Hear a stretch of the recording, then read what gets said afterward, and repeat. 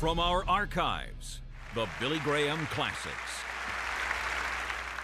Glória a Deus nas alturas e paz na terra aos homens a quem Deus quer bem, aos homens de boa vontade. Mas há alguns versículos que eu quero ler, Lucas capítulo 12, versículos 49, e o mesmo Senhor Jesus Cristo está falando aqui: eu vim para enviar fogo sobre a terra. Ele disse: eu vim para mandar fogo para a terra. E então, em Mateus capítulo 10, versículos 34, ele diz outra coisa muito estranha. Ele diz: não pense que eu vim trazer paz para a terra. Eu não vim trazer paz para a terra, mas eu vim trazer espada. Como essas passagens se entrelaçam? Não parece uma contradição? Ele fala uma coisa, a Escritura diz que ele é o príncipe da paz. É falado isso no Antigo Testamento, é profetizado pelos profetas, anunciado pelos anjos. Mas ele diz o seguinte, quando atinge a idade adulta, 30 anos de idade, ele entra para o seu ministério e diz: eu vim trazer fogo sobre a terra. E ele diz que não vim trazer paz, mas uma espada. Como podemos conciliar essas passagens? O que ele quis dizer realmente? Algumas pessoas, tentando dizer quem é Jesus Cristo, colocam ele no nível simplesmente de um grande líder. Mas Jesus disse: você está errado. Eu sou incendiário. Eu sou aquele que empunha uma espada. Essa geração tem sido chamada de geração atormentada, e com razão. É chamada assim porque é uma era de revolução tecnológica, uma grande revolução que está causando outras revoluções em todo o mundo, revoluções políticas. As velhas ordens estão caindo, surgindo novas ordens, está sendo derrubadas algumas economias, e semanalmente nós lemos nos jornais de muitos idealistas de todas as gerações que pensaram que poderiam trazer a paz permanente sem Deus e sem o príncipe da paz. Isso não pode ser feito. O mundo esta noite está se armando como nunca esteve em toda a história mundial. Nos é dito em artigos de revista que as nações do mundo estão se armando, e armando pequenas nações que não podem comprar armas. Você vê, há uma falha na natureza humana, está no coração do homem. O homem está vivendo uma doença chamada pecado.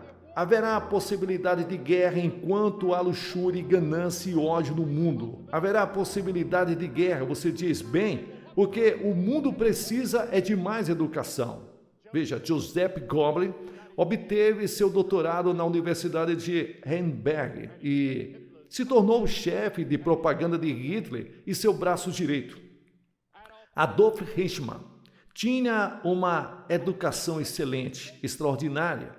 E quando morava nas áreas de Veneza, as pessoas diziam que ele era um cidadão modelo. E, no entanto, ele era responsável pelo assassinato de milhões de judeus. Como as pessoas de quem John Kennedy descreveu, dizendo: enquanto a Inglaterra dorme o seu sono profundo, o mundo está caminhando para a bancarrota. Certamente eu não sou uma pessoa que tem um renome, mas já que essa pessoa morreu, eu posso contar o que aconteceu em 1955. Eu estava pregando num estádio muito gigantesco, lá em Wembley, na Inglaterra.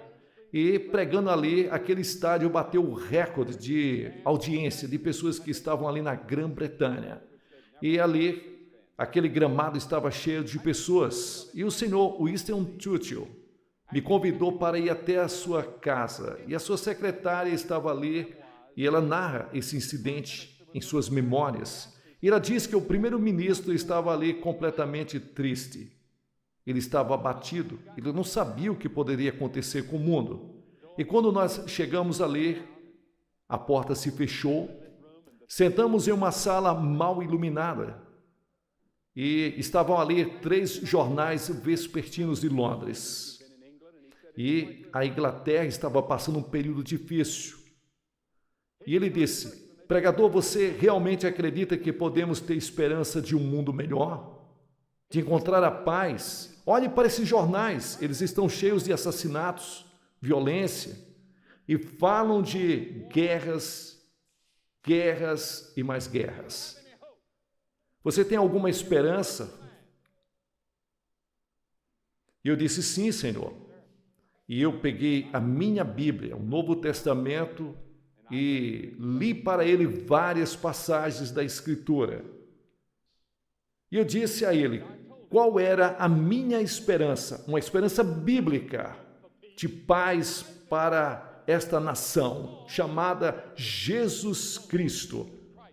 Jesus Cristo algum dia virá a esta terra para estabelecer o seu reino, que é a nossa esperança.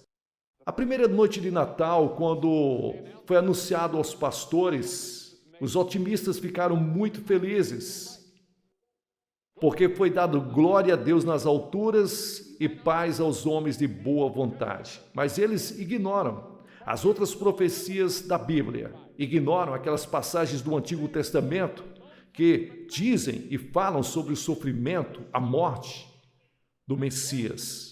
Isaías, capítulo 53, todo o capítulo está dedicado a descrever de uma forma completa o que Cristo iria sofrer.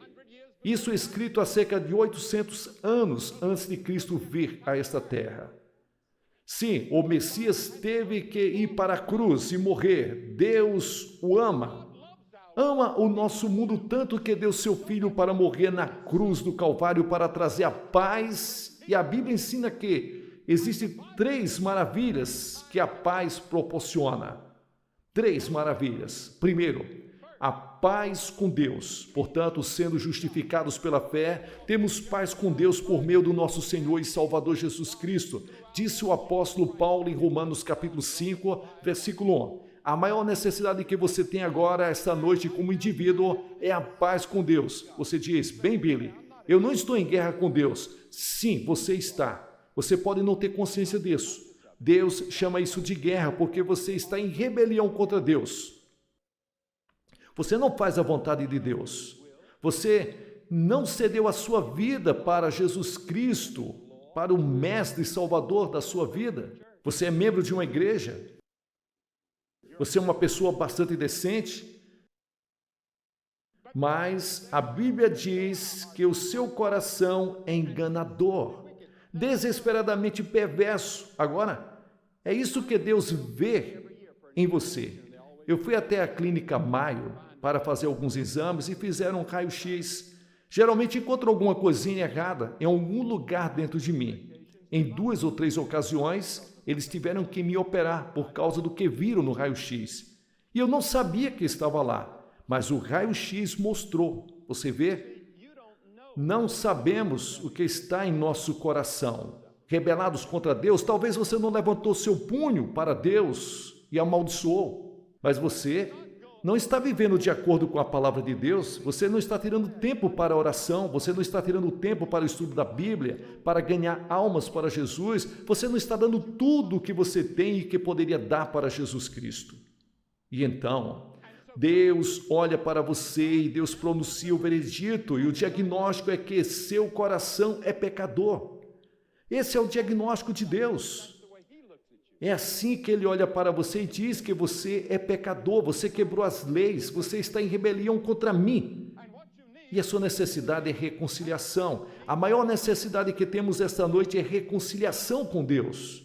Como você se reconcilia com Deus? É disso que se trata, a cruz.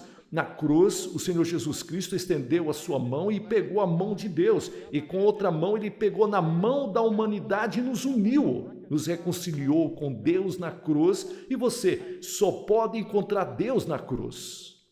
Você veio para aquela cruz não com as suas prerrogativas e armadilhas religiosas, não com todas as suas pretensões e orgulho, mas você vem com grande humildade e diz, ó Senhor, eu pequei contra ti e sinto muito, eu estou desejando que o Senhor entre em minha vida e mude o meu coração, meu modo de viver. Eu conversei com um homem esta tarde em uma cidade um pouco distante. Ele pertence a uma igreja. Ele se senta na primeira fila e ele disse eu vou cometer suicídio em apenas alguns minutos, porque eu estou deprimido.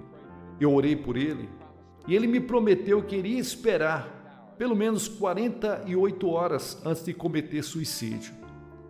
São as pressões da vida, pressionando em você.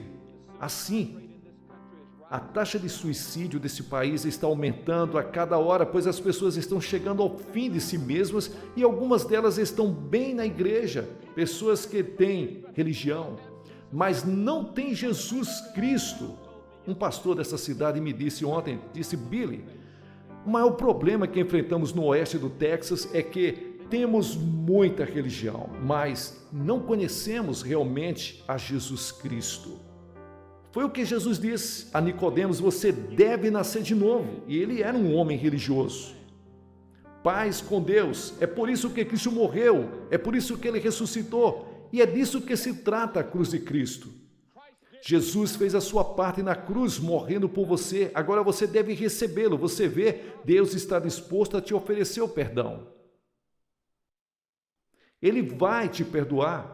E vai te perdoar mesmo. Mais do que isso, ele vai mudar você aqui, no seu coração. Começa aqui, na sua vida, a parte interna.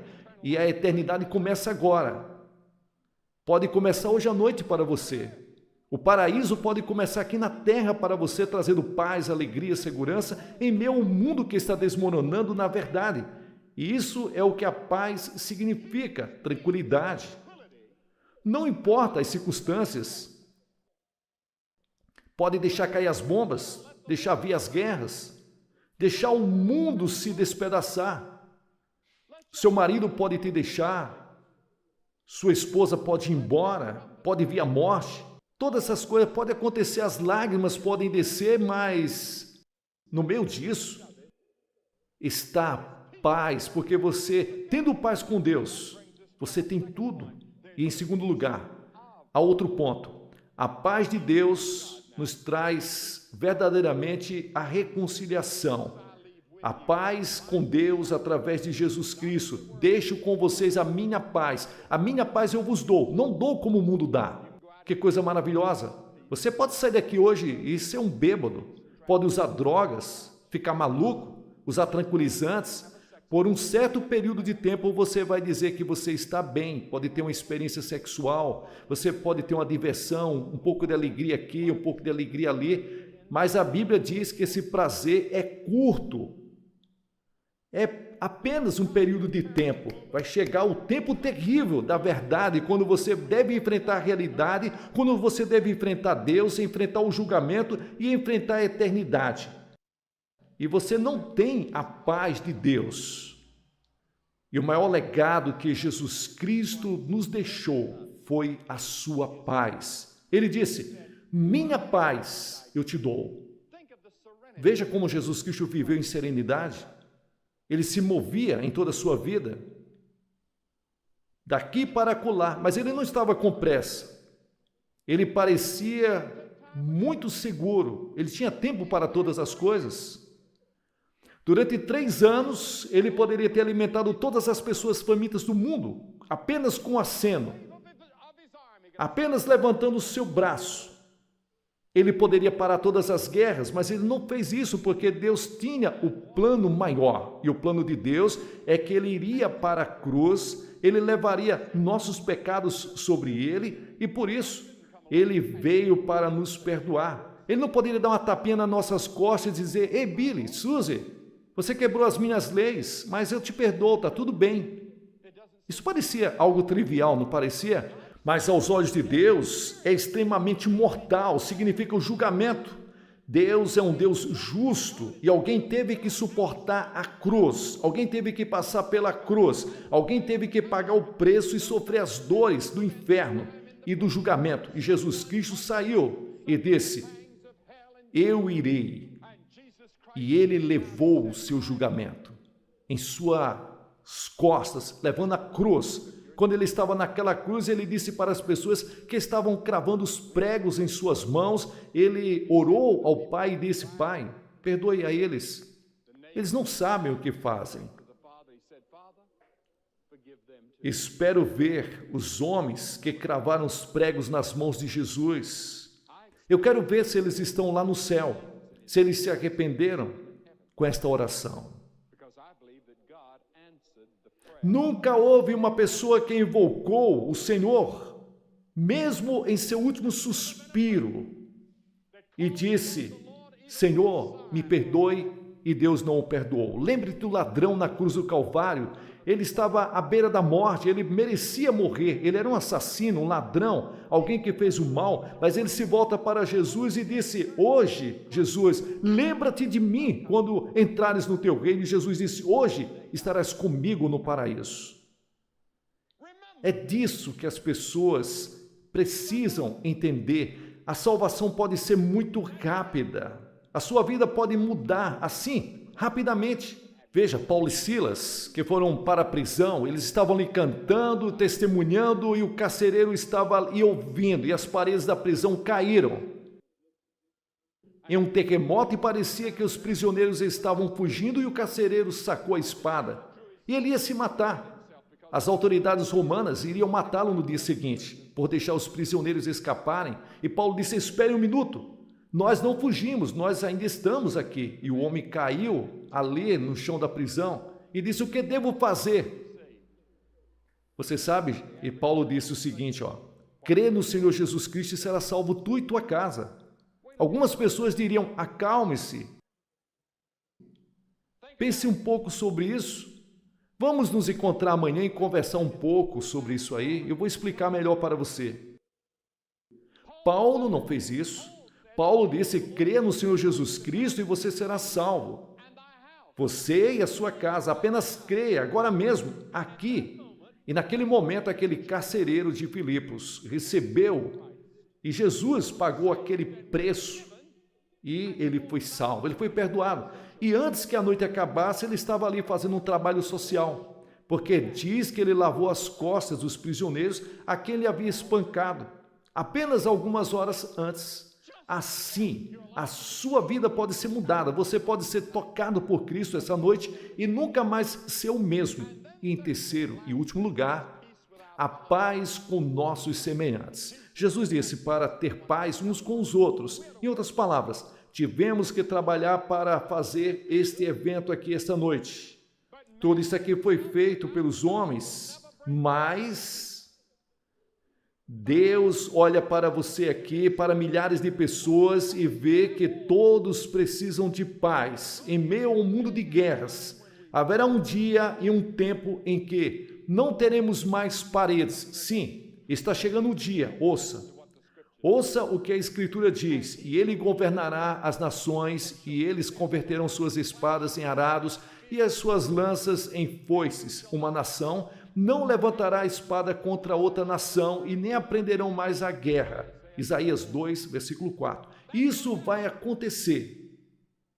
A guerra será eliminada, a paz virá, e então a Escritura diz em outro lugar: e naquele dia farei com que haja uma aliança entre eles, entre os animais do campo e as aves do céu e os répteis da terra, e eu farei que todos ali sejam quebradas as espadas nas batalhas, e todos se deitarão juntos em segurança. Você viu nessa noite na televisão que os insetos estão prestes a dominar o mundo nas batalhas, porque eles estão se proliferando muito e parece que eles estão avançando sobre a humanidade? Muitas pessoas estão preocupadas com isso, aquelas coisinhas rastejantes, esses insetos. Mas saiba, vamos ficar em paz com todos os animais, estaremos em paz. Você estará em paz até com os tigres. É como se você tivesse um gatinho na sala da sua casa que você passa a mão.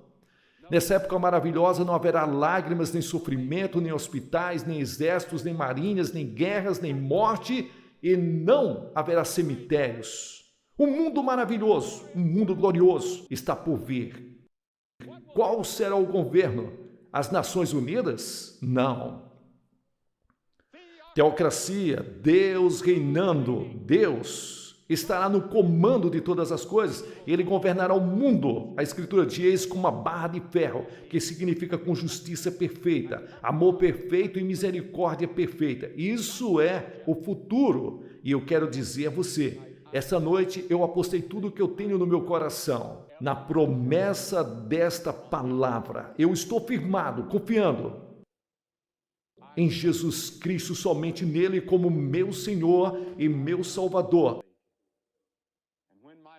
E quando chegar a minha hora de morrer, se eu morrer antes que Jesus Cristo venha, sei que haverá um anjo que virá e me pegará pela mão e me conduzirá aonde Jesus Cristo está ali, me aguardando. Eu estarei para sempre.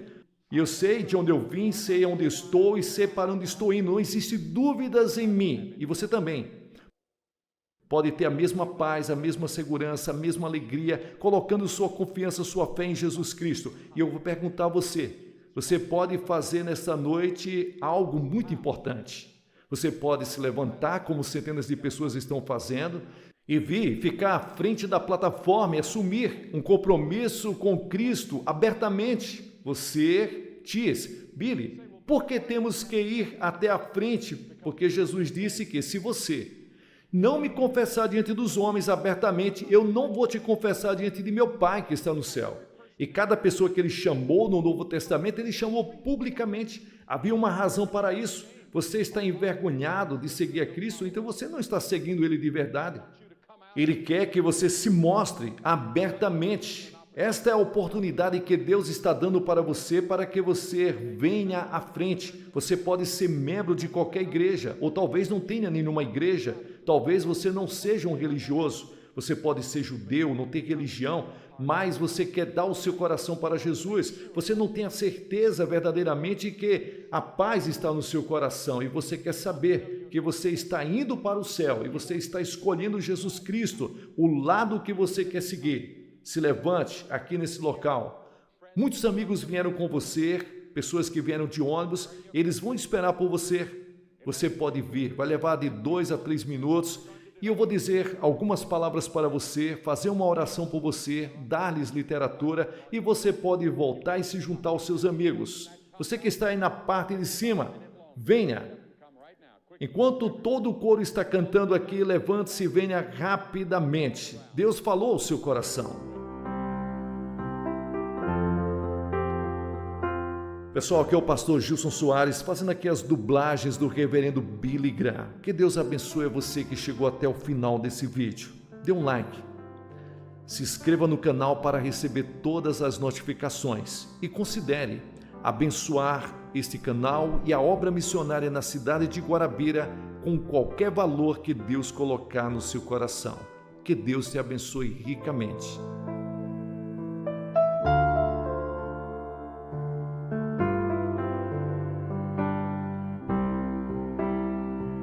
Essa noite, como você pode ver, centenas de pessoas estão vindo aceitar Jesus Cristo e fazer seu compromisso com Deus aqui no Texas. E você também pode fazer o mesmo compromisso aonde quer que você esteja.